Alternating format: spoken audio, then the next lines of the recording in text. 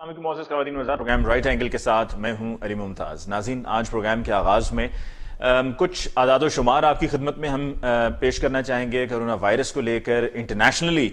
जो आज जफर मिर्जा साहब ने मीडिया से गुफ्तगू करते हुए तफसील बताई, तो उसमें तफसील के मुताबिक 8,60,000 लोग पूरी दुनिया में अब तक कोरोना वायरस से मुतासर हुए हैं, जिसमें 42,000 के करीब ऐसे लोग हैं जो अपनी जान से हाथ धो बैठे। रिकवरी की जो परसेंटेज है, जो शरह है, वो 21% है। पाकिस्तान में अब तक 2,039 अफराद ऐसे हैं जो कोरोना वायरस से मुतासर हुए हैं। लोग साथ साथ रिकवर भी कर रहे हैं, कुछ अमवात भी हुई हैं, लेकिन कोशिशें जारी हैं। रोज़ाना की बुनियाद पर हिकमत अमली में तब्दीली लाई जाती है, जैसा कि पहले भी हम सुन चुके हैं हुकूमत पाकिस्तान की तरफ से कि ये एक इवॉल्विंग सिचुएशन है, और इवॉल्विंग सिचुएशन में रोज़मर्रा की बुनियाद पर देखा जाएगा कि हम कहाँ खड़े हैं, कहाँ पर हमें अपने पहले के किए गए फैसलों पर कोई फायदा हासिल हुआ है, कम हुआ है या बिल्कुल नहीं हुआ है, तो उसमें जो रद्दबदल हो रहा है वो उसके मुताबिक हो रहा है। सूबा सिंध में पाकिस्तान पीपल्स पार्टी की गवर्नमेंट है। पीपल्स पार्टी की गवर्नमेंट को अप्रिशिएट किया गया कि जब ये वायरस पाकिस्तान पहुंचा और जब फैसले होने थे तो सबसे पहले पाकिस्तान पीपल्स पार्टी ने फैसले किए और अच्छे फैसले थे, उनको सराहा भी गया। जिस तरह से अब एक ड्राइव थ्रू टेस्टिंग फैसिलिटी भी शुरू कर दी गई है कोरोना वायरस के लिए, वहां पर जो टेस्ट किए जा रहे हैं लोग, उनकी तादाद में भी इजाफा हो रहा है। सबसे ज्यादा जो अभी मुतासिर सूबा है वो सूबा पंजाब है। और फिर दूसरी जानिब वो लोग जो पाकिस्तान से बाहर रहते हैं, हमारे मुख्तलिफ हवाई अड्डों के जरिए पाकिस्तान पहुंचे, फ्लाइट्स लैंड थी, अपने अपने घरों को चले गए, एयरपोर्ट्स पे उनकी स्क्रीनिंग हुई। लेकिन जैसा कि हम सब जानते हैं कि जो स्क्रीनिंग होती है और जिसमें टेम्परेचर चेक किया जाता है, उस स्क्रीनिंग से कुछ ज्यादा मालूम नहीं होता है, क्योंकि इसमें अगर आपने कोई टैबलेट ली हुई है बुखार के लिए तो वो उस वक्त शो नहीं होगा। लेकिन बहरहाल वो बहुत से लोग अपने अपने इलाकों में गए, कोई इटली से, कोई स्पेन से, कोई यूके से, कोई अमेरिका से और कोई किसी और मुल्क से आया था, और उनको खुद भी मालूम नहीं था कि वो कोरोना वायरस के शिकार हो चुके हैं, और जाकर अपने अजीज़ो अकारिब से मिले। कोई उम्रे से वापस आया, जैसा कि जो पहला केस, जो पहली डेथ हुई थी पाकिस्तान में, उनका ताल्लुक मर्दान से था, और वो उम्रा करके वापस आए थे और उनके इलाके में बहुत से लोग इन्फेक्ट हुए, और जब वापस आए तो अपने इलाके में बहुत से लोगों को उन्होंने दावत पे भी बुलाया। इसी तरह और बहुत से लोग जो इटली, स्पेन और दीगर मुल्क से आए तो उन्होंने जाकर अपने अजीज़ो अकारिब से मुलाकातें की, और ये वायरस उन तक पहुंचा और उन तक मुंतकिल हुआ। और फिर एक अप्रोच ये भी देखने को मिली जिसमें लोगों को कसूरवार नहीं ठहराया जा सकता, कि लोगों को ये कहा जा रहा था, डराया जा रहा था कि अगर आप खुदा न खास्ता कोरोना वायरस के पॉजिटिव हैं तो आपको अपनों से मिलने नहीं दिया जाएगा, आपको इदारे ले जाएंगे, अस्पताल पहुंचा दिया जाएगा, फिर आप के अपने प्यारे आपको और आप उनको नहीं मिल पाएंगे, नहीं देख पाएंगे, और खुदा न खास्ता अगर किसी की डेथ हो जाती है तो तदफीन भी फिर इदारे खुद ही कर देंगे, आप तदफीन भी नहीं कर सकते, क्योंकि हिफाजती इकदामात को पेश नजर रखना होगा। तो लोग फिर खौफजदा भी हो गए कि हमें अस्पताल में जाना भी चाहिए या नहीं जाना चाहिए, जिस पर अब यह हुकूमत पाकिस्तान की तरफ से कहा जा रहा है कि ऐसे लोग के जो कोरोना वायरस पॉजिटिव हैं उनको कोई क्रिमिनल ना समझा जाए और उनको इस नजर से ना देखा जाए कि जिस तरह ये बहुत बड़े क्रिमिनल हैं, और उनके साथ वैसा सलूक अस्पतालों में या वैसे सोसाइटी में ना किया जाए। इंटरनेशनली भी ये कहा जा रहा है कि अगर आपको खुदा न खास्ता ये मर्ज लाहक है तो आप खुद को आइसोलेट करें, अपने आप को खुद को क्वारंटीन में रखें, जिम्मेदारी से काम लें, अपने घर में रहें और अपने घर के अफराद से भी दूर रहें, ताकि ये मर्ज, ये वबा उन तक ना पहुंच जाए। और बहुत से लोगों ने ऐसा किया भी है, जिसमें सईद गनी साहब, पाकिस्तान पीपल्स पार्टी से एक हमारे सामने उनकी मिसाल है कि सईद गनी साहब का टेस्ट पॉजिटिव आया, उन्होंने खुद को, अपने आप को आइसोलेट किया, और फिर जब उन्होंने दोबारा टेस्ट किया कुछ अरसे के बाद तो वो अब रिकवर हो चुके हैं। लेकिन यह भी जरूरी है कि जब कोई रिकवर हो जाए, जिसका टेस्ट पहले पॉजिटिव है और फिर नेगेटिव आए, तो उनको कुछ दिन फिर मजीद एहतियात करनी है, क्योंकि कुछ दिन मजीद तक भी ये रिसर्च सामने आई है, रिसर्च भी दिन ब दिन उसमें तब्दीली आ रही है कि ये आगे मजीद भी किसी को मुंतकिल हो सकता है, तो मजीद कुछ दिन एहतियात करनी होगी। हुकूमत की तरफ से लॉकडाउन का जो फैसला है, अब भी सूरत हाल यही है, जुज़वी लॉकडाउन है। पंजाब में दुकानें अब शाम 5 बजे अहकामात के मुताबिक बंद की जा रही हैं, जिसमें पेट्रोल पंप्स या जो फार्मेसीज हैं, अद्वियात के स्टोर हैं, उनको इस पे एग्जेम्पशन हासिल है, वो देर तक खुले रह सकते हैं, या टेक अवे होम डिलीवरीज भी देर तक जारी रह सकती हैं। आज मोईद यूसुफ साहब ने भी मीडिया के नुमाइंदों से गुफ्तगू करते हुए तफसील बताई कि हमारे मुख्तलिफ हवाई अड्डों से 3 अप्रैल से लेकर 11 अप्रैल तक तकरीबन 17 परवाजें मुख्तलिफ इंटरनेशनल डेस्टिनेशंस पर जाएंगी। तो कोशिशें की जा रही हैं कि मामलात साथ साथ लेकर चलें। दुकानें बंद हैं, नुकसान बहुत हो रहा है, लोग बेरोजगार हो रहे हैं, بھوک کا یہ عالم ہے کہ جب آپ سڑک پہ سے کہیں سے گزرتے ہیں تو مقامات پہ دیکھتے ہیں کہ بہت بڑی تعداد میں لوگ کھڑے ہیں اس انتظار میں کہ ان کو کہیں سے کوئی آئے، آ کر کوئی ان کو کھانے پینے کے لیے چیز دی جائے، ان کو کوئی راشن مہیا کیا جائے. اور کہیں کچھ جگہوں سے ایسی بھی شکایات آئی ہیں کہ جب کسی نے کہیں جا کے راشن تقسیم کرنا شروع کیا تو وہاں پر اتنے لوگوں کا رش اکٹھا ہو گیا کہ ان کے لیے سنبھالنا مشکل ہو گیا. کچھ لوگوں نے تو لوگوں کی گاڑیاں توڑنے تک آ گئے کہ ہمیں کسی طرح سے بس راشن مل جائے. اسی طرح کی ایک اسلام آباد کی بھی خبر آئی کہ ایک صاحب تھے، ان کو پینشن ملی، پینشن لے کر وہ گھر لوٹے تو انہوں نے اپنے گلی میں دیکھا کہ کچھ لوگ ایسے تھے جو مستحق تھے اور وہ چاہ رہے تھے کہ ان کی مدد کی جائے. انہوں نے ان کی کچھ مدد کی، لیکن اتنی دیر میں بے تحاشا لوگ وہاں پہ جمع ہو گئے اور یہاں تک کہ ان کے لیے سنبھالنا مشکل ہو گیا. وہ گھر میں گھس گئے، ان کے گھر کا دروازہ توڑنے کو لوگ تیار تھے، پھر پولیس کو بلانا پڑا. تو یہاں پر انتظامات صحیح سے کرنے ہوں گے. سندھ سے، کراچی سے بھی یہ ہم نے ویژولز دیکھے کہ جہاں پر بہت بڑی تعداد میں لوگ مارچ کر رہے ہیں، اس جگہ کی طرف جا رہے ہیں، بہت بڑی تعداد میں لوگ کہ جہاں پر بتایا گیا انہیں کہ جی راشن تقسیم ہو رہا ہے. اسی لیے تو کہا جا رہا ہے کہ وہ لوگ جو بے بس ہو کر مجبوری کی حالت میں سڑکوں پر نکل رہے ہیں راشن لینے کے لیے، ان کو کسی طرح سے کنٹرول کیا جائے، ان کو مینج کیا جائے، ان کا راشن بھی پہنچایا جائے پر منظم طریقے سے راشن پہنچایا جائے تاکہ یہ لوگ جمع نہ ہوں. اور خدارہ میرا میڈیا کے نمائندوں سے بھی یہ مطالبہ ہے، گزارش ہے، ہاتھ جوڑ کے یہ مطالبہ ہے کہ آپ اپنے ٹیلی ویژن چینل کے پیکیجز کے لیے، اپنی رپورٹس کے لیے، اپنے ویژولز کے لیے خدارہ کہیں پر کیمرہ لے کر جا کر لوگوں کو جمع نہ کریں. افسوس کے ساتھ آج بھی جب میں پروگرام کے لیے آ رہا تھا تو میں نے دیکھا کہ اسی طرح سے کسی ٹیلی ویژن چینل کے کوئی کیمرمین تھے، ساتھ میں ڈیفینیٹلی رپورٹر بھی ہوں گے، انہوں نے ایک جگہ پہ لوگوں کو جمع کیا ہوا تھا، اکٹھا کیا ہوا تھا اور ان کو بلکہ باقاعدہ بتا رہے تھے کہ آپ ایسے کھڑے ہو جائیں، ایسے کھڑے ہو جائیں، اور وہاں پہ لوگوں کا رش تھا. تو خدارہ آپ وہ کام نہ کیجئے جس کا ہم صبح دوپہر شام ٹیلی ویژن چینلز پہ بیٹھ کر یہ کہتے رہتے ہیں کہ ذمہ داری سے کام لیجئے، اپنا کردار صحیح سے ادا کیجئے، لوگوں کو لوگوں سے دور رکھیے. یہ مرض کبھی بھی کسی کو بھی ہو سکتا ہے، اس میں کوئی امیر، کوئی غریب، کوئی تفریق نہیں ہے، کسی کو بھی کسی بھی طرح سے ہو سکتا ہے. مساجد میں بھی نماز جا کر نہ ادا کرنے پر بھی اسی لیے گزارش کی گئی تھی کہ وہاں پر جب سب جمع ہوں گے تو خدا نخواستہ پھیل سکتا ہے. جیسا کہ مختلف تبلیغی جماعت کے لوگ جہاں پہ کہیں موجود تھے تو وہاں پر بہت بڑی تعداد میں یہ فگرز سامنے آ رہے ہیں. اور جو کرونا کے لیے ٹائیگر فورس قائم کی گئی ہے وزیر اعظم پاکستان عمران خان صاحب کی طرف سے، اس میں رجسٹریشنز تو ہو رہی ہیں لیکن بات پھر وہیں پر گھوم پھر کے آ جاتی ہے کہ کیا وہ کتنے ڈسپلنڈ ہوں گے. ان کو ڈسپلن کرنا پڑے گا، ان کو آرگنائز کرنا پڑے گا. پاکستان تحریک انصاف کے کرن بہت سے کارکنان ایسے ہیں جو اس کا حصہ بنیں گے، اپنے آپ کو رجسٹر کرائیں گے، لیکن پی ٹی آئی کے ورکرز کو میں نے بڑا قریب سے دیکھا ہے سن 2010-9 سے لے کے اب تک کہ اس میں ڈسپلن پی ٹی آئی کے ورکرز میں لیک کرتا ہے، ڈسپلن کم دیکھنے کو ملتا ہے، آرگنائزڈ اتنے نہیں ہیں کہ جتنا کہ کچھ اور جماعتیں، جیسا کہ جب ایم کیو ایم کے جلسے بہت بڑی تعداد میں ہوتے تھے آرگنائزڈ ہوتے تھے، جماعت اسلامی کے جلسے آرگنائزڈ ہوتے تھے، ایون حتیٰ کہ پاکستان عوامی تحریک کے کارکنان کو ہم نے دیکھا ہے کہ بہت آرگنائزڈ ہوتے ہیں. اور اس طرح سے کچھ اور جماعتوں کے بھی لوگ بھی ہم نے دیکھا ہے کہ بڑے آرگنائزڈ ہوتے ہیں، وہ آرگنائز نہیں تھے پی ٹی آئی کے. تو اگر اسی طرح سے چلیں گے تو پھر ایک نیا ایشو کھڑا ہو جائے گا. تو یہ تمام وہ چیزیں ہیں، یہ تمام وہ نکات ہیں جن پر ہمیں توجہ دینی ہے، فوکس کرنا ہے. اور ابھی بھی بہت بڑی تعداد میں جیسے کہ میں نے کہا کہ لوگ سڑکوں پر موجود ہیں اور یہ ہمارے لیے لمحہ فکریہ ہے. ناظرین، گفتگو کو ہم آگے بڑھائیں گے. اس موقع پر ہم لیں گے ایک بریک کے بعد ہم لوٹ کر آئیں گے تو ہم شامل کریں گے فاروق سلیم صاحب کو گفتگو میں، ماہر معاشیات ہیں، اور ان سے جانیں گے کہ اکانومی ہماری کہاں کھڑی ہے، ہم اکنامک ریوائیول کی طرف ہمیں جانے میں کتنا وقت چاہیے ہوگا، کس طرح سے ہم اس مشکل گھڑی میں جو معاشی اعتبار سے ہمیں مسائل کا سامنا ہے اس کا ہم کیسے مقابلہ کریں گے. اس پہ بات ہوگی ایک بریک کے بعد.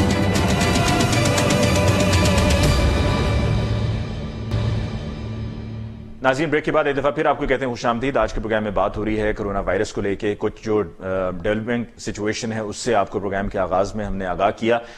گفتگو کو آگے بڑھاتے ہوئے ہمیں جوائن کیا ٹیلی فون لائن پہ ماہر معاشیات فاروق سلیم صاحب نے. فاروق صاحب کا بہت بہت شکریہ کہ آپ نے ہمیں جوائن کیا.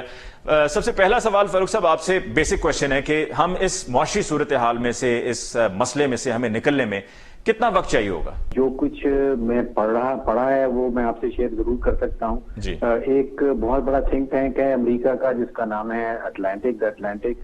ان کی رپورٹ میں آج صبح ہی پڑھ رہا تھا کہ ساری دنیا یہی سوچ رہی ہے، یہی سوال اٹھا رہی ہے کہ اس سارے مسئلے کو حل ہوتے ہوئے کتنا عرصہ لگ سکتا ہے. آپ کو کوئی بھی اس وقت دنیا میں اس کا ٹھوس قسم کا کوئی جواب نہیں دے سکتا. ایک ٹائم لائن یہ بنتی ہے کہ جب تک 60 سے 70% جو آبادی ہے اس کو یہ انفیکشن نہیں ہو جاتی. جس سٹیج پہ جا کے ہمیں ایپیڈیمولوجسٹ اور وائرولوجسٹ جو ہیں دنیا کا یہ بتاتے ہیں کہ اس سٹیج پہ جا کے جو زور ہے وائرس کا وہ ٹوٹ جاتا ہے. تو ایک تو ٹائم لائن یہ ہے کہ جب تک 60 سے 70% جو آبادی ہے دنیا کی اس کو یہ وائرس نہیں ہو جاتا, وہ انفیکٹڈ نہیں ہو جاتی, اس کے بعد سے یہ امیونٹی جس کو وہ ہرڈ امیونٹی کہتے ہیں, یعنی کہ کمیونٹی امیونٹی, وہ پوری کمیونٹی میں امیونٹی ایک ڈیولپ ہو جاتی ہے, پھر ان کو اس وائرس کا جو ہے وہ نقصان نہیں پہنچ سکتا. ایک ٹائم لائن یہ ہے. اور دوسری ٹائم لائن یہ ہے کہ جب ایک ویکسین سامنے آ جائے گی اور پھر جب کسی بھی شخص کو وہ ویکسین لگا دی جائے گی تو وہ نیچرلی وہ امیونائز ہو جائے گی, اس کی امیونٹی اس کی باڈی کے اندر آ جائے گی. تو یہ دو ٹائم لائن ہے, ان میں سے جو بھی پہلی چیز ہو جائے, یا تو ویکسین پہلے نکل آئے یا بہت بڑا جو سیگمنٹ ہے پاپولیشن کا اس کو یہ وائرس کی انفیکشن ہو جائے. ان دونوں کے نتیجے میں امیونٹی پیدا ہو جاتی ہے, اور جب امیونٹی پیدا ہو جائے گی تو پھر یہ کورونا کا وائرس جو ہے یہ میں نقصان نہیں پہنچا فاروق پائے گا. صاحب, معاشی اعتبار سے ہمیں اس میں جو کمپلیکیشنز کا سامنا ہے, ہم جو سفر کر رہے ہیں, اس کے ریوائیول کے لیے کتنا وقت چاہیے ہوگا؟ دیکھیے چیلنجز بے تحاشا ہیں. ابھی میرا جو ذاتی تخمینہ ہے کہ لاک ڈاؤن کے پیریڈ کے دوران تقریباً 1 کروڑ سے زائد لوگ بے روزگار ہو جائیں گے. اگر آپ نے دیکھا ہو تو کل پاکستان اسٹاک ایکسچینج نے ان کمپنیز جو اسٹاک ایکسچینج میں لسٹڈ ہیں ان کے جو پلانٹس بند ہو رہے ہیں ان کی ایک لسٹ شائع کی ہے, اور بہت ہی لمبی لسٹ ہے. اس میں بہت سارے سیمنٹ پلانٹس ہیں, تقریباً سارے کے سارے آٹو اسمبلرز ہیں جو گاڑیاں اسمبل کر کے دیتے ہیں, بہت سارے ٹیکسٹائل کے کمپوزٹ یونٹس ہیں, انجینئرنگ یونٹس ہیں. اس میں کوئی 80 سے زائد پلانٹس ہیں جو بند ہو رہے ہیں, اور نیچرلی ان کے جو وہاں پہ ملازمین ہیں وہ بے روزگار ہو جائیں گے. اسی طرح جو پاورٹی ہے, جو شرائع غربت سے پاکستان کی آبادی نیچے چلی جائے گی اکانومی کی کنٹریکشن کی وجہ سے, وہ انذر تقریباً 1 کروڑ پاکستانی وہ ہو جائیں گے. ایف ڈی آر کے جو ریونیو ہیں, میرا ذاتی تخمینہ یہ ہے کہ وہ تقریباً 1000 ارب کی اس میں شارٹیج سامنے آئے گی. اسی طرح ہمارا بجٹ ڈیفیسٹ بڑھ جائے گا. یہ سب چیزیں ہوں گی, لیکن یہ سب چیزیں دنیا کے باقی ممالک میں بھی ہوں گی. تو ہمیں یہاں پہ معاشی اعتبار سے ایک اکنامک وینٹیلیٹر چاہیے ہوگا. جیسے ہسپتالوں میں ہم وینٹیلیٹر ڈھونڈ رہے ہیں ان لوگوں کے لیے کہ جن کو یہ وائرس اٹیک کر دیتا ہے, انفیکٹ کر دیتا ہے, اور ان کے اپنے لنگز اور ان کی باڈی جو ہے وہ ان کو ریوائیو, ان کو سسٹین نہیں کر پاتی, تو ان کو وینٹیلیٹر لگا دیا جاتا ہے. تو یہاں پہ میں ایک اکنامک وینٹیلیٹر کی بات کر رہا ہوں, اور اکنامک وینٹیلیٹر میں صرف واحد ایک اینٹی ہے جو اکنامک وینٹیلیٹر پورے ملک کو پرووائڈ کر سکتی ہے, اور وہ ہے حکومت Pakistan working along with state bank of Pakistan جو سینٹرل بینک ہے. تو یہاں پہ ہمیں اس عرصے کے لیے وہ عرصہ ڈیفینیٹ نہیں ہے, وہ 8 ہفتے ہو سکتے ہیں, وہ 8 مہینے بھی ہو سکتے ہیں. اس میں ہمیں اپنی اکانومی کو ایک اکنامک وینٹیلیٹر پہ ڈالنا ہے, سہارا دینا ہے حکومت کے پیکیجز کے تھرو کہ وہ اس وینٹیلیٹر کا پیریڈ گزار لے, اور اس کے بعد پھر انشاءاللہ اکانومی واپس آ جائے. ٹھیک ہے فاروق صاحب, کیا وجہ ہے کہ وزیر اعظم صاحب اور ان کی ٹیمز بہت زیادہ فوکس کر رہے ہیں کنسٹرکشن پہ, کہ جی کنسٹرکشن کی جو انڈسٹری ہے وہ چلتی رہنی چاہیے, ریلیف دیا جائے تاکہ یہ معاملات چلیں؟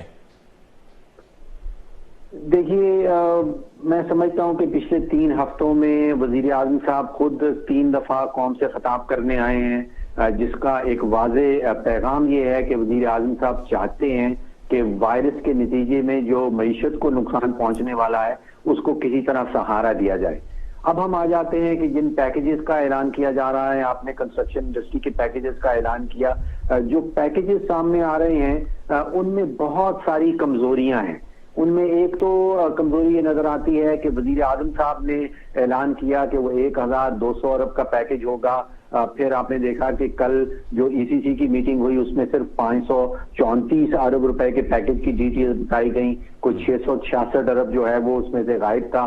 پھر اعلان کیا گیا کہ ڈیلی ویجز جو ہیں, ڈیلی ویج جو دہاڑی دار ہیں ان کو 200 ارب روپیہ ان میں بانٹا جائے گا. ای سی سی نے صرف 157 بلین کا اس میں ڈیٹیل بتائی, اور یہ نہیں ہمیں پتا کہ یہ سورسز کیا ہیں, آپ کے پاس وہ کون سی تجوری ہے جو 1200 ارب روپے کے جو اخراجات ہیں ان کو پورا کرے گی. پھر یہ نہیں بتایا جا رہا کہ وہ ڈیلی ویج کی کیا ہمارے پاس کوئی لسٹ ایگزسٹ کرتی ہے حکومت کے پاس کہ وہ کون لوگ ہیں جن کو یہ 200 ارب روپیہ بانٹا جائے گا.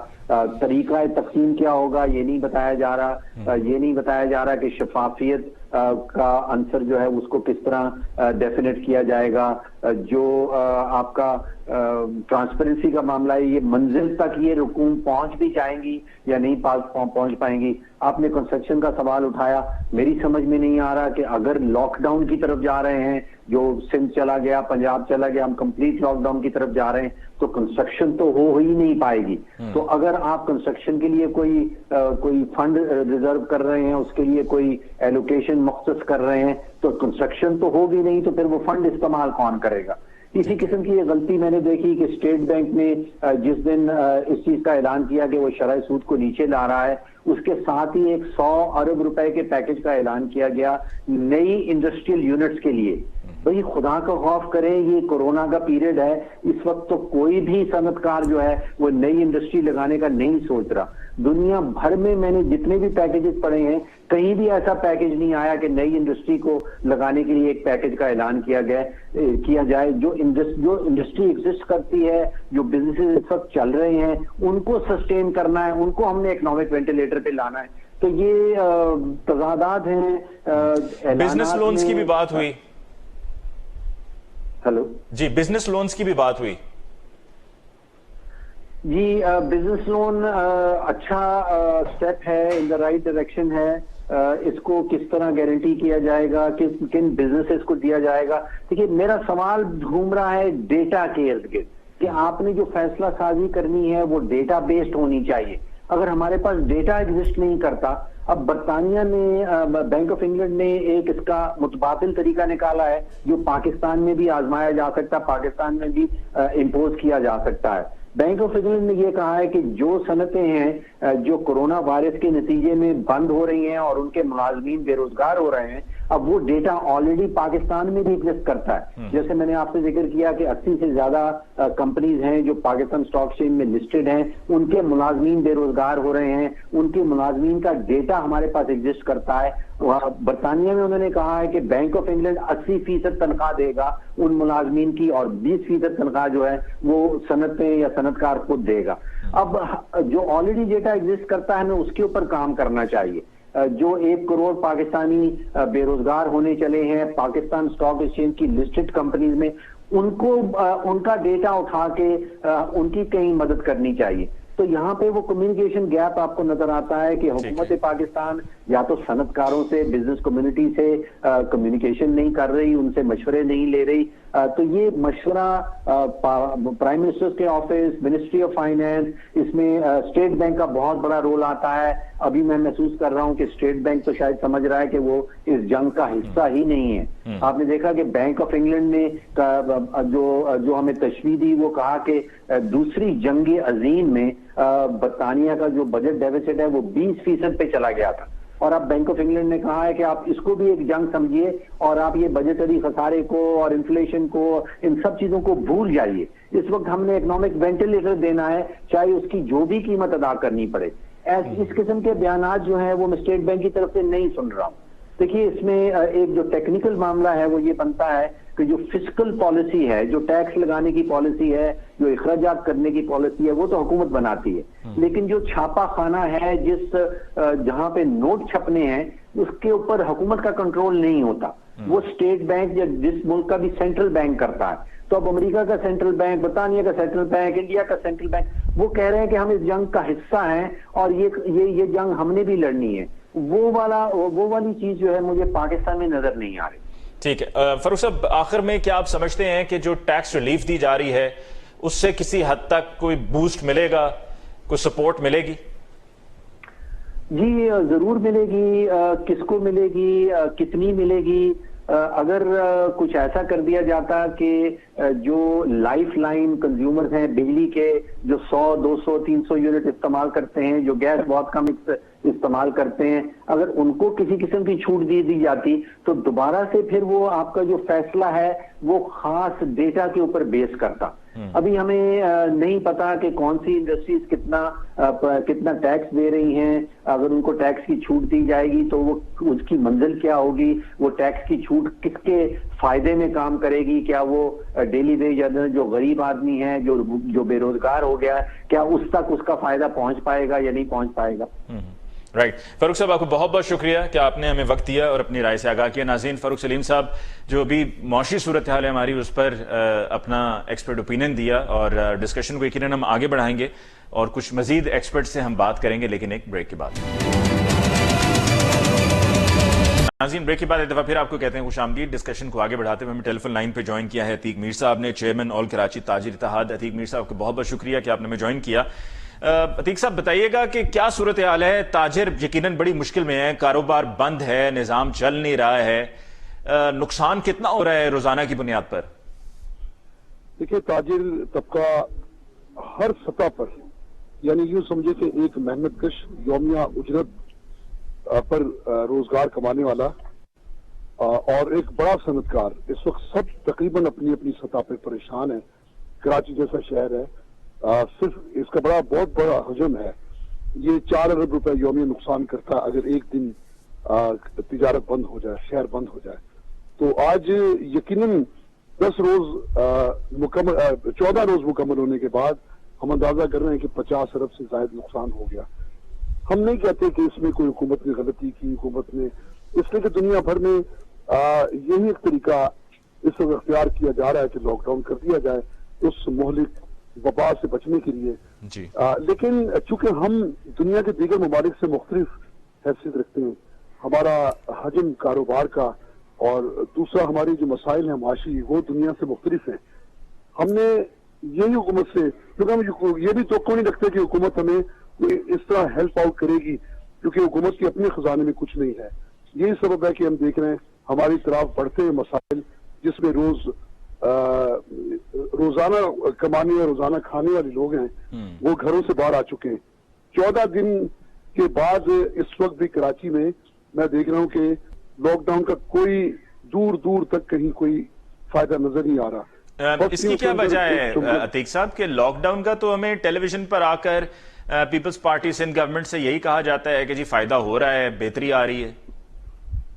دیکھیں, اگر بہتری آ رہی ہے تو یہ بھی ایک اچھی بات ہے, اس لیے کہ حکومت جو باڈی کانٹیکٹ سے بچانا چاہ رہی ہے لوگوں کو, وہ تو نہیں ہو رہا. لاکھوں لوگ روزانہ راشن کی تلاش میں ایک جھمگٹے ہجوم کی صورت میں ایک دوسرے سے جڑے ہوئے ہیں. تو اگر کورونا اس طریقے سے پھیلنا ہوتا تو یقیناً بہت زیادہ پھیل چکا ہوتا. تو اس لحاظ سے اگر بہتری آ رہی ہے تو اس کے باوجود بہتری آ رہی ہے کہ لوگ ابھی پوری طرح سے لاک ڈاؤن نہیں ہے. اچھا عتیق صاحب, کیا آپ سمجھتے ہیں کہ جو ایک نقطہ نظر یہ بھی تھا کہ جب لاک ڈاؤن کا اناؤنس ہونے جا رہا تھا, چاہے وہ سندھ میں ہو یا باقی صوبوں میں ہو, وفاق کی طرف سے کوئی اعلان ہو یا پنجاب میں ہو, تو یہ بات ہو رہی تھی کہ جی ایک ہی مرتبہ میں صحیح لاک ڈاؤن کر دیا جائے تاکہ کم وقت میں, نقصان تو ہمیں ہونا ہی ہے, کم وقت میں اس معاملے کو ہم مینج کر لیں, ہینڈل کر لیں, ٹیکل کر لیں اور اس ایشو پہ ہم قابو پا لیں. دوسری طرف اگر ہم اس طرح سے جزوی لاک ڈاؤن میں جائیں گے تو یہ معاملہ لمبا ہوتا چلا جائے گا اور اس میں نقصان زیادہ ہوگا. تو کیا آپ یہ سمجھتے ہیں کہ یہ رائے درست تھی اور اب یہ ایسا ہونا چاہیے کہ ایک ہی دفعہ میں مکمل لاک ڈاؤن ہو اور پھر اس کے بعد ایک دفعہ کر کے معاملے کو حل کر کے, کنٹرول کر کے پھر شروع کیا جائے؟ میں نے ابتدا میں یہ بات کہی کہ ہم لاک ڈاؤن کے خلاف نہیں ہیں, اس لیے کہ دنیا بھر میں اس موذی وائرس کا یہی حل نکالا گیا ہے اس سے بچنے کا. لیکن چونکہ پاکستان کے حالات دنیا سے مختلف ہیں, آپ جب لاک ڈاؤن کرتے ہیں تو صرف کراچی میں 40 سے 45 لاکھ وہ لوگ ہیں جن کے پاس کچھ پس انداز نہیں ہے, جن کے پاس دوسرے دن کھانے کے لیے کچھ نہیں ہے, جو ذخیرہ نہیں کر سکتے خوراک کا. تو ایسے لوگ باہر آئیں گے. آپ لاک ڈاؤن تو کر سکتے ہیں, یا تو سب کو کے دروازے سیل کر دیے جائیں کہ وہ اندر بھوک سے مرتے ہیں تو مرے اور انہیں کورونا سے بچا دیا جائے. ایسا پاسبل نہیں ہے. دیکھیے, قیدیوں کو کھانا مل رہا ہے جو کہ تالوں میں بند ہے, لیکن یہ لوگ جو گھروں میں لاک ڈاؤن کی باعث بند ہیں, ان تک اگر راشن پہنچتا ہے, ان کی ضرورت زندگی پہنچتی ہے, تو باہر نہیں نکلیں گے. یہ ان کی پھر مجبوری نہیں رہے گی. لیکن یہ کہنا کہ ان کے گھر میں کچھ نہ ہو, نہ ہی حکومت پہنچائے گی, مغرب کی طرز پہ کسی کو فیسیلیٹیٹ نہیں کر سکتے، تو پھر یہ لوگ باہر آئیں گے۔ آپ اگر ہر دروازے پہ ایک فوجی بھی کھڑا کر دیں تو بھوک انہیں باہر لے کر آئے گی، بھوک لے کر آئے گی۔ عتیق میر صاحب، جو تاجر جیسے کہ آپ نے کہا کہ وہ بھی روزانہ کی بنیاد پر کماتے تھے اور پھر کھاتے تھے، اور ان کے پاس یقیناً لوگ بھی، ان کے ملازمین بھی کام کر رہے تھے، تو کیا تاجروں کے لیے یہ ممکن ہوگا ان کو ان کی تنخواہیں دیتے رہنا، یا یہ معاملہ اسی دن ختم ہو گیا تھا کہ جب یہ لاک ڈاؤن اناؤنس ہوا اور بازار دکانیں بند ہوئیں؟ دیکھیں، مارچ کی حد تک تو میں نے دیکھا کہ تاجروں کے اندر جذبہ بھی ہے، وہ ان لوگوں کی مدد بھی کر رہے ہیں جو مدد کے طالب ہیں، اور بہت بڑا طبقہ اس سے حکومت کا انتظار نہیں کیا کہ وہ کب ان کی مدد کرے گی، یہ محنت کشوں مزدوروں اور ڈیلی ویجز والوں کی، لیکن ان کا حوصلہ بھی آگے چل کے ٹوٹے گا۔ اب جیسے اپریل میں بہت سے لوگوں نے اپنے ملازمین کو جواب دے دیا، تو یہ لاکھوں کی تعداد میں جب بے روزگار ہوں گے تو، اور یہ لاک ڈاؤن کا سلسلہ اگر مزید آگے جاتا ہے تو بے روزگاری بڑھے گی۔ یہ جو میں نے کہا کہ 40 سے 45 لاکھ وہ لوگ ہیں جو یومیہ کماتے، پھر تنخواہ دار طبقہ بھی ان میں شامل ہو جائے گا، ان کی تعداد پھر کروڑوں میں ہوگی، پھر بہت مشکل ہوگا کہ اس سلسلے کو برقرار رکھا جائے اور لاک ڈاؤن کا وہ فائدہ اٹھایا جائے جو بھی آپ نے بیان فرمایا کہ ایک مکمل لاک ڈاؤن ہی اس کی حقیقی اس مرض کی بندش یا اس سے بچنے کا ایک طریقہ ہو سکتا ہے۔ اس طریقے کو کامیاب بنانے کے لیے لازم ہے کہ وہ اہتمام کیا جائے کہ یہ لوگ گھروں پہ رہنے پر مجبور ہوں۔ ٹھیک ہے عتیق میر صاحب، آپ کی طرف سے چیئرمین آل کراچی تاجر اتحاد یہ مطالبہ کیا گیا کہ کچھ گھنٹوں کے لیے کاروبار کرنے کی اجازت دی جائے، اس کی کیا وجہ ہے جی؟ اس کی وجہ یہ کہ دیکھیں اس وقت صورتحال یہ ہے کہ جب 5 بجے جس طرح کراچی مکمل طور پہ کرفیو لگا دیا جاتا ہے 5 کے بعد، تو 5 سے پہلے لوگ جستجو کرتے ہیں کہ وہ کچھ خریداری کر سکیں، وہ باہر آ سکیں، تو وہ پھر مارکیٹوں میں جو ایک ہجوم ہو جاتے ہیں، وہ اگر کچھ وقت بڑھا دیا جائے، اشیاء خورد و نوش کے معاملات میں تھوڑی مزید چیزوں میں، ابھی دودھ کی دکانیں 8 تک کھلتی ہیں، مزید اشیاء خورد و نوش یا بیسک نیڈز کو اگر ٹائم دے دیا جائے تو ایک تو یہ رش کم ہوگا، لوگوں کو یقین ہوگا کہ 5 کے بعد بھی انہیں کچھ نہ کچھ ملے گا۔ دوسرا، جہاں تک ممکن ہو اگر احتیاط کے کچھ تقاضے پورے کر کے 2 سے 4 گھنٹے ایک دیگر کاروباری طبقے کو بھی موقع مل جائے، تو میں نے یہ تجویز پیش کی تھی کہ اس پر بھی ایک رائے ہے، حکومت غور کر لے، اس سے ہو سکتا ہے کہ ہم مغرب سے ہٹ کے جو ہمارے معاشی مسائل ہیں، ایک غریب ملک ہے ہمارے پاس حکومت سے بھی مانگنے کے لیے کچھ نہیں، ہم سمجھتے ہیں حکومت بھی کتنا کرے گی ہمارے لیے، کیونکہ ہمیں اپنی معاشی سطح کا ایک والیوم کا پتہ ہے۔ عتیق صاحب، اس کے علاوہ بھی کوئی اور مطالبہ ہے آپ کا؟ میں یہی کہوں گا، ایک طرف تو میں اپنے لوگوں سے کہتا ہوں کہ پاسبل جس حد بھی ممکن ہو وہ باہر آنے سے گریز کریں۔ دوسرا، میں حکومت سے یہی ایک ریکویسٹ کروں گا کہ وہ جو غریب طبقہ ہے اس کو جلد سے جلد فیسیلیٹیٹ کیا جائے، ان کو ہیلپ کی جائے تاکہ وہ باہر نہ آئیں اور گھروں پر محدود رہیں۔ چھوٹا کاروبار ہے، اس کو جزوی طور پر اگر وقت دے دیا جائے کام کرنے کے لیے، تو میرا خیال ہے اگر کورونا کے پیشنٹس کی تعداد اس سے نہیں بڑھتی ہے، جس طرح بھی کراچی میں کہا جا رہا ہے کہ اس وقت کافی حد تک اس کی رکاوٹ ہے، کمی واقع ہو رہی ہے اس کی۔ عتیق میر صاحب، کوئی آپ کا ایسا مطالبہ ہے کہ بجلی کے بل معاف کر دیے جائیں، یا جہاں جہاں پہ کوئی دکان کرائے پہ لے کے بیٹھا ہوا تھا کرائے معاف کر دیے جائیں، کچھ اس طرح کا مطالبہ ہے آپ کا، یا ایک اعلان کر دیا جائے کہ اتنے عرصے کے لیے تمام ٹیکسز معاف؟ دیکھیں، اگر ایک بجلی کے حوالے سے آپ مطالبے کی بات کرتے ہیں تو دیکھیں یہ بالکل ایک کہ الیکٹرک کو جو ابھی حال ہی میں بلوں میں فیول ایڈجسٹمنٹ چارجز اور ایک کوئی گورنمنٹ ٹیکس کے نام سے جو شامل کرنے کی اجازت دی گئی ہے، یہ بالکل ایسا ہی ہے جیسے ایک ٹوٹی ہوئی کمر پہ ضرب لگائی گئی ہو، یہ زیادتی ہے۔ حکومت کو چاہیے کہ جہاں اگر ہمیں کوئی وہ فیسلٹیز نہیں دے سکتی، کوئی ہیلپ نہیں کر سکتی، تو کم از کم ان اداروں کو لگام دے جو ہم پر ظلم کر رہے ہیں، زیادتی کر رہے ہیں، جن کی جو شب خون مار رہے ہیں، موقع پرست ہیں۔ اس میں بہت سارے لوگ ہیں، ذخیرہ اندوز بھی ہو سکتے ہیں، اس میں مصنوعی مہنگائی کے ذمہ دار بھی ہو سکتے ہیں، اس میں کے الیکٹرک کا ادارہ بھی شامل ہے۔ تو ان لوگوں کو لگام دیں، ان کو سزائیں دیں تاکہ یہ لوگ ہمارے خلاف मौके से फायदा उन्हें उठाएं और आवाम को सुख का सांस लेने का मौका मिले। ठीक, अतीक मीर साहब आपका बहुत बहुत शुक्रिया कि आपने वक्त दिया। नाज़रीन हमारे साथ टेलीफोन लाइन पे मौजूद थे अतीक मीर साहब, चेयरमैन ऑल कराची ताजिर इत्तेहाद, और उनकी तरफ से कुछ तजावीज़ थी, कुछ मुतालबात थे जो वो समझते हैं कि इस ऑन गोइंग क्राइसिस में ताजिर बरादरी को रिलीफ मिलना बहुत ज़रूरी है। मज़ीद हम गुफ्तगू करेंगे एक ब्रेक के बाद।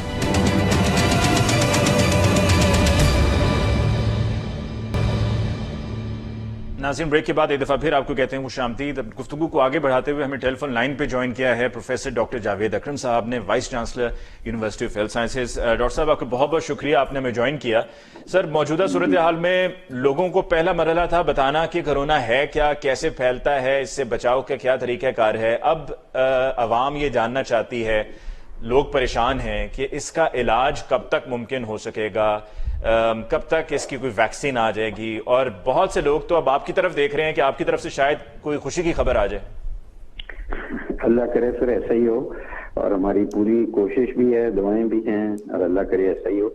देखें, वैक्सीन का टू बी ऑनेस्ट हमें रियलिस्टिक रहना चाहिए, क्योंकि वैक्सीन इस एपिडेमिक में कोई खास रोल नहीं प्ले करेगी।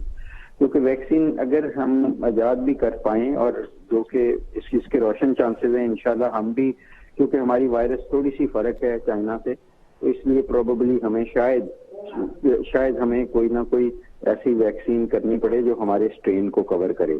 तो बहरहाल it will still take at least few months before we do that. लेकिन उसके बाद एक जो सबसे बड़ा टाइम कंज्यूमिंग है वो मसला है हमारी टेस्टिंग का, कि पहले हमने एनिमल्स पे करनी होती है और फिर ह्यूमंस पे, और it takes about 6 months to 9 months to complete that minimum, और फास्ट ट्रैक पे। और दूसरा ये अभी ये मैं कह सकता हूँ कि हम बहुत सारी दवाइयाँ टेस्ट कर रहे हैं क्लिनिकल स्टडीज में, इस वक्त कर रहे हैं एक्टिवली।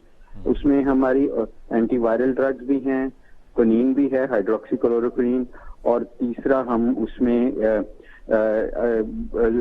एंटीबायोटिक्स भी ट्राई कर रहे हैं, और चौथे ग्रुप में कुछ भी नहीं दे रहे। तो उसके रिजल्ट होपफुली 1 हफ्ते 2 हफ्ते में आ जाएंगे, and that will be quite a major break through. जहाँ तक सीरियस मरीज हैं उनके लिए हम इन्फ्लिक्सीमैब या एंटी TNF अल्फा एक एंटी इंफ्लेमेटरी दवाई है बहुत सीरियस किस्म की, जो हम कैंसर में यूज करते हैं, हम उस पर ट्रायल शुरू करने वाले हैं। तो ये दवाइयात का जरूर हो जाएगा। वैक्सीन तो डॉक्टर साहब, ये प्लाज्मा की भी बात हो रही है कि प्लाज्मा लिया जाए जो क्योर्ड पेशेंट है। जी हाँ, प्लाज्मा की स्टडी में भी मैं इन्वॉल्व हूँ ताहिर शमसी साहब के साथ, और हम कोलैबोरेट कर रही हैं, हमारी यूनिवर्सिटी भी। उसमें प्रॉब्लम ये होगी practically it might help, it might not, because उसमें भी कोई कंट्रोल्ड बड़ी स्टडी अभी तक नहीं हुई। एक्सपीरियंस है कि लोगों को हेल्प हुई है। उसकी प्रॉब्लम ये होगी कि हमारे पास सफिशिएंट अभी नंबर्स नहीं हैं लोगों के जो रिकवर कर चुके हैं। जो रिकवर किए हैं वो 28-29 के करीब लोग हैं, और उनके भी कौन से क्वालिफाई करेंगे वो और भी नैरो हो जाएगा। तो होपफुली वो हम जरूर ट्राई करेंगे, मगर अभी ये कहना कबल वक्त है कि उसकी एफिकेसी कितनी होगी इस चीज में। मगर obviously there are many other treatments that we are exploring. We are not sitting silent, we are not sitting ideal, we are 24 hours working and praying to Almighty Allah to help, because ये virus अल्लाह की मर्जी से ही आई है और उसकी मर्जी से जाएगी बेशक। लेकिन इंशाल्लाह in next couple of months I think वैसे भी होपफुली मेरी प्रोजेक्शन है कि ये कम होती जाएगी बितदरीज, क्योंकि हर्ड इम्यूनिटी एक चीज होती है जो एंजॉय करती हैं। आप मैं जब एक्सपोजर होता है तो 40% तो साइलेंट लोग होते हैं, लेकिन they do get antibodies against that virus once expose, तो वो फिर प्रोटेक्ट करती है आपको कुछ देर के लिए। ठीक है डॉक्टर साहब, ये बताइएगा कि जो प्लाज्मा है उसमें अगर जब ये इस पे एक्सपेरिमेंट किया जाएगा तो क्या वो ब्लड आपका ग्रुप 1 होना जरूरी है कि जिनसे वो सैंपल लिया? ब्लड ग्रुप होना भी जरूरी है, क्योंकि वो रिएक्शन होंगे वरना। और दूसरा उसको स्क्रीन करना ब्लड को फॉर एनी अदर डिजीज, जैसे कोई और बीमारी ना हो, हेपेटाइटिस बी, सी और ये चीजें, उसके लिए भी जरूरी होगा। उसका एक प्रॉपर प्रोटोकॉल के तहत, एक स्टडी के तहत हम लगाने लगे हैं, और जो हमारी मेडिकल इंटरवेंशन है, फार्मास्यूटिकल इंटरवेंशन जिसका मैंने जिक्र किया, उसकी तो हमें अप्रूवल भी मिल गई, हमने शुरू भी कर दी। तो ये प्लाज्मा वाली स्टडी है, इसकी अभी we are just preparing the documents for approval, क्योंकि ये इंटरनेशनली अप्रूवल जरूरी होगी। डॉक्टर साहब, आपको लग रहा है कि अभी जो फिगर्स हैं वो रियलिस्टिक फिगर्स हैं या रियलिस्टिक फिगर्स नहीं है कि टेस्टिंग कम हुई है? देखें, they can't be realistic because ये तो पब्लिक हेल्थ का एक असूल है कि अगर आप एक केस रिपोर्ट करते हैं तो 9 केसेस और होते हैं। और अभी तो हम टेस्टिंग ही बहुत हमने कम की क्योंकि ये एसिम्प्टोमेटिक डिजीज है 40% में, तो obviously there will be many more figures unfortunately. तो we are not looking at the realistic figure जाहिर है इससे बहुत ज्यादा हैं। पंजाब यूनिवर्सिटी का तो डॉक्टर साहब हमने सुना था कि टेस्टिंग किट्स वहां पर वो बनाना शुरू कर रहे हैं, क्या यूनिवर्सिटी ऑफ हेल्थ साइंसेज में भी ऐसी है? जी, हम टेस्टिंग किट्स तो उस पर भी काम कर रहे हैं, लेकिन हम ज्यादा काम कर रहे हैं एक फिंगर प्रिक टेस्ट पे, जिसको हम कहते हैं इम्यूनोलॉजिकल टेस्ट, IgG IgM की। उसकी आज भी हमने वैलिडिटी की, बल्कि मैंने अपना भी टेस्ट कराया और फॉर्चुनेटली वो नेगेटिव आया। वो टेस्टिंग में कर रहे हैं कि वो एक शायद हमारा ख्याल है कि एक अल्टरनेटिव होगा टू PCR टेस्टिंग। तो वो होपफुली हम फ्यू डेज में इंशाल्लाह विद इन 3 to 5 डेज हम कुछ ना कुछ उसकी वैलिडेशन करके तो बता सकेंगे। अगर वो हो जाए तो वो जिंदगी आसान हो जाएगी, वो हमें PCR पे रिलाय नहीं करना पड़ेगा। स्क्रीनिंग के लिए ये यूज कर लेंगे और सुपर कंफर्मेशन के लिए फिर PCR सिर्फ। डॉक्टर साहब, ये स्क्रीनिंग जो हो रही थी, टेम्परेचर देखा जा रहा था टेम्परेचर गन से, वो कितना सही बताता है? क्योंकि बहुत से लोग 40% यू विल मिस बिकॉज 40% को बुखार नहीं होता, वी नो दैट। तो वो वैसे भी वो तो एक ब्रॉड सी स्क्रीनिंग है कि किसी भी फेब्राइल इलनेस में आपका बुखार ज्यादा होगा तो थर्मोस्कैन बता दें। और आप जिस पर काम कर रहे हैं उसमें परसेंटेज क्या निकल रही है? वही है कि तकरीबन 35 से 40% लोगों को कोई अलामात नहीं होती, ये डिजीज सब क्लिनिकल सी होती है। नहीं, लेकिन जो आप जिस पर काम कर रहे हैं, जिस डिवाइस पे, अगर वो कामयाब हो जाती है तो वो कितनी एक्यूरेट होगी? वो देखें, वो एक शायद उसमें हमें 2 टेस्ट करने पड़े। मैं अपना किया, जैसे आज मैंने खुद भी IgM IgG दोनों नेगेटिव थे, तो मुझे अगर कंफर्म करना है तो मुझे 2 दिन बाद वही टेस्ट दोबारा रिपीट करना पड़ेगा। उसके लिए एक ड्रॉप ऑफ ब्लड सिर्फ चाहिए। ठीक है। और अगर वो पॉजिटिव खुदा ना खास्ता हो जाता है तो that is 100% diagnostic, rising Teeter. एक स्नैपशॉट पे that is about 60% accuracy. 60%। Doctor साहब, आखिर में, क्योंकि आपका माशाल्लाह वसी तजुर्बा है, आपने बहुत से लोगों से जो मरीज अस्पतालों में आते रहे हैं इलाज के लिए, आप उनको देखते भी रहे हैं, फैसिलिटेट भी करते रहे हैं। एक बहुत बड़ा इशू जिसका भी हमें आजकल सामना है वो ये है कि कोरोना वायरस बहुत से लोगों को नहीं भी है, लेकिन उनमें खौफ है, साइकोलॉजिकली वो बहुत प्रेशर में है, और उनमें एक अप्रोच, सनकी सी अप्रोच ऐसी आ रही है कि हर वक्त आप सैनिटाइजर्स यूज कर रहे हैं, हर वक्त मास्क पहन रहे हैं, कहीं पे किसी जगह पे हाथ लग जाए तो लोग कई घंटे यही सोचते रहते हैं, जरा सी एक दफा छींक आ जाए, कोई खांस दे तो ये सोच में पड़ जाते हैं कि कहीं खुदा न खास्ता हमें हो तो नहीं गया।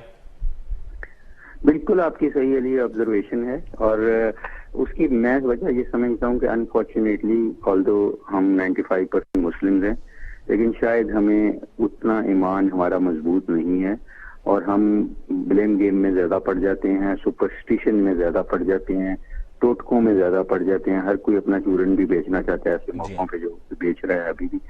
तो मैं ये समझता हूँ कि इसकी जब तक आप बीमारी को समझेंगे नहीं, और मैं आपके जरिए ये बताना चाहूंगा कि इसमें कोई इतनी पैनिक होने की जरूरत नहीं है। बिलीव मी, अगर ये मुझे भी खुदा ना खास्ता होती आज तो मुझे इसमें कोई ऐसा फर्क नहीं था। मुझे सिर्फ इसका ये था कि मुझे अब औरों को कम्युनिकेट नहीं ये करनी, मुझे ये तो नहीं था कि मुझे कुछ हो जाएगा, बिकॉज एक आम हेल्दी बंदे में mortality worst comes to us 3 to 4% है, जो 3 to 4% is not a lot of mortality. सिर्फ वो जो वल्नरेबल ग्रुप्स हैं, स्मोकर्स हैं, मेल्स में ज्यादा मोर्टेलिटी है, और दूसरा जो एल्डरली हैं और जिनको हार्ट डिजीज है, ये ड्राइव करती है आपकी मोर्टेलिटी। तो उन लोगों को obviously you have to protect them extra. बुजुर्गों को ज्यादा ख्याल करना पड़ेगा, ज्यादा उनको आइसोलेशन में रखें, ज्यादा उनकी डाइट का ख्याल रखें, उनकी अंडरलाइन जो भी कोमोबिडिटी है उसको ट्रीट करते रहें ताकि उनकी भी मोबिलिटी कम हो जाए। इसलिए मैं समझता हूँ कि this is not a death warrant, this is wrong. I think attitude is wrong, और बाकी तो करने वाली जात अल्लाह ताला की है। एज ए मुसलमान हम एक सांस में नहीं किसी का बढ़ा सकते होंगे डॉक्टर। बिल्कुल ठीक है। डॉक्टर साहब, आपका बहुत बहुत शुक्रिया कि आपने हमें अपना कीमती वक्त दिया, और जो करंट सिनेरियो है उसमें मेडिकली हम कहाँ पर खड़े हैं, यूनिवर्सिटी ऑफ हेल्थ साइंसेज में जो टेस्टिंग हो रही है उस पर हमने डॉक्टर साहब से बात की कि कब तक हम इसका कोई इलाज इसका निकल सकेगा। کوشش سب کر رہے ہیں. اصل بات ہے کوشش کرنا, کہ کوشش کی جائے, بھرپور کوشش کی جائے, باقی اللہ پہ چھوڑ دیا جائے جو اللہ کو منظور. اور ناظرین, اس کے ساتھ ہی آج کے پروگرام کا بھی وقت ختم ہوا چاہتا ہے, اس امید کے ساتھ کہ ہم ڈٹ کے مقابلہ کریں گے اس وائرس کا. یہ جنگ ہے جو ہم نے لڑنی ہے, اور انشاءاللہ اس میں ہم نے فتح حاصل کرنی ہے. اللہ تعالی ہم سب کو اپنے حفظ و امان میں رکھے, اور سب سے بڑی بات, اپنی ذمہ داری نبھائیے, بحیثیت قوم اپنی ذمہ داری نبھائیے. مجھے علی ممتاز کو دیجیے اجازت. اللہ حافظ.